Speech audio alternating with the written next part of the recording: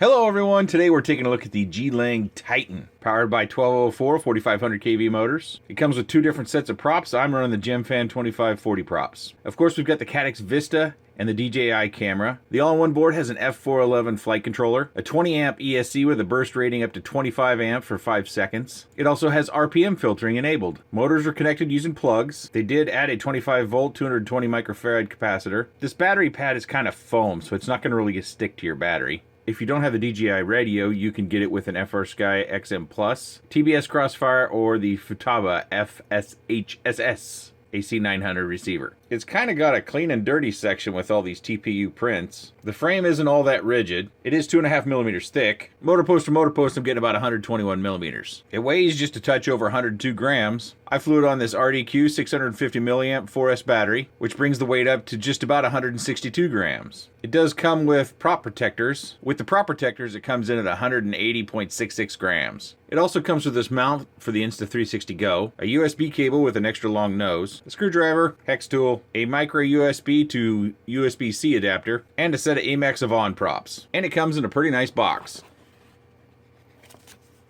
Of course, I had to arm the quad before I started my flight, so the flight time we're going to see on this is going to be 4 minutes and 40 seconds. It's a little bit of a mixed bag flight, so you're going to find some cruising in here, you're going to find some more aggressive flight in here, so depending upon how you plan to fly this particular quad or how you like to fly, you would have to gauge that for yourself. Now, I did spend some extra time tuning this because out of the box, I was not happy with the tune. You had to make very slow and kind of gradual turns. Otherwise, you got a lot of high-pitched oscillations indicating P and possibly D were both too high. I used the sliders for a while in beta flight, but I couldn't make it any better, so I went back to the old school method of just tinkering with the numbers, and I've got the tune as it is. Now, this tune isn't perfect. You're going to find, especially when I do a punch out, we've got vertical movement, and if I do a quick snap roll, and if I dead stick it, you may not see it in this video, but if you dead stick it, you'll see a little bit of a bobble, a side-to-side bobble,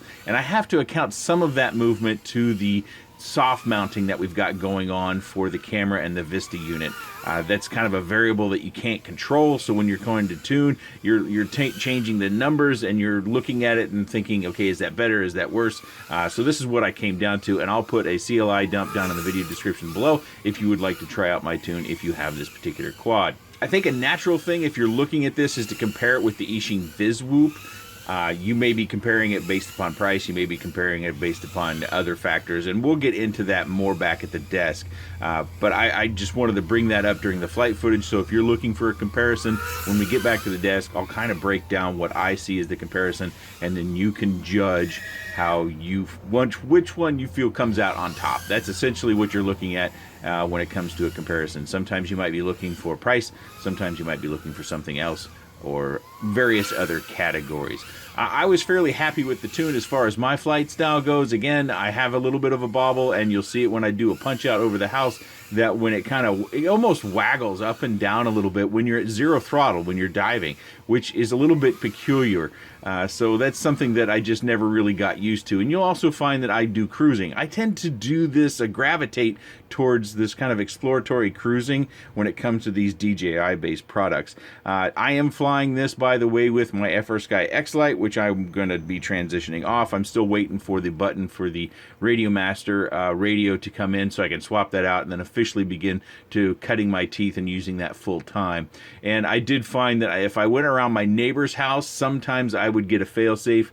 The antenna positioning within the Titan for FrSky is not great. But if you have the DJI radio, I think you would get outstanding range. That's been in my experience in flying with the radio. I'm just not very comfortable with that radio. I tend to find that I don't fly as aggressively and I don't have as much control. It's just a much larger radio than I'm used to flying with, and I haven't kind of adapted to it. I can fly with it, but I think as far as a review goes, I don't show the machine like I normally would because I am flying with a radio that I'm fairly uncomfortable with. So we've kind of circled the neighborhood and did a few things out front there, and we're back to flying around the backyard, and you'll notice that pay attention to those punch outs, those ones where I go from the shed side to the chimney side of the house. When you're flying down, there's some vertical movement in there, and that I could not figure out. I could make it as good as I've gotten it, but I could also make it worse, obviously. But I couldn't get it to where it was rock solid stable.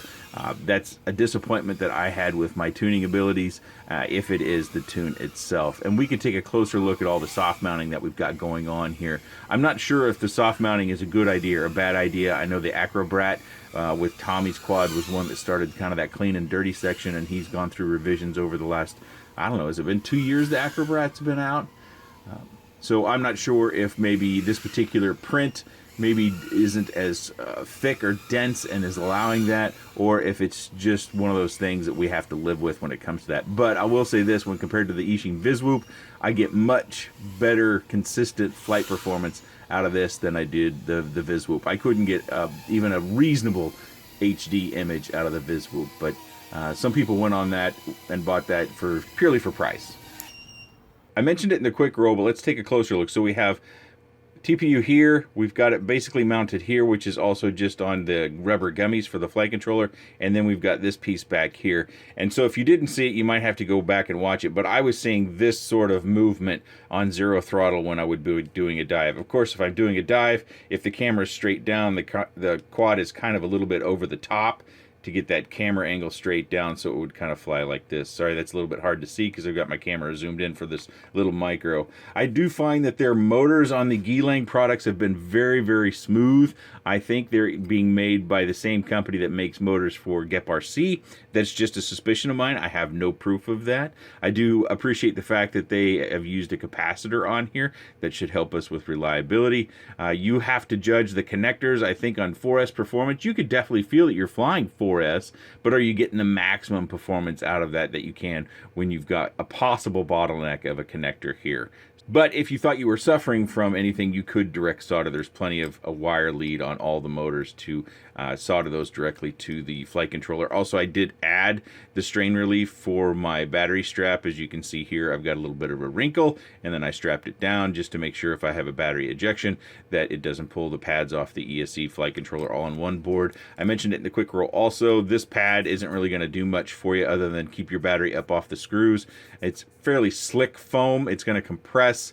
I didn't have problems with the batteries coming out, but if you tend to crash hard and lose batteries, this would need to be replaced with something that's more tactile, more sticky, more rubber-like. I do appreciate they took the time to put heat shrink on all the arms to keep the motor wires down so you don't have to worry about those motor wires coming up off and getting into the props. We've got a little bit of motor protection on all the corners here, the front and the back corners. And we didn't take a look at it, but we've got a mixed bag of screws. We've got hex, of course, out here on the motors. We've got hex here on the front screw, and then we've got Phillips. And then I believe as we look around over here, we've got more Phillips. Yep, more Phillips screws.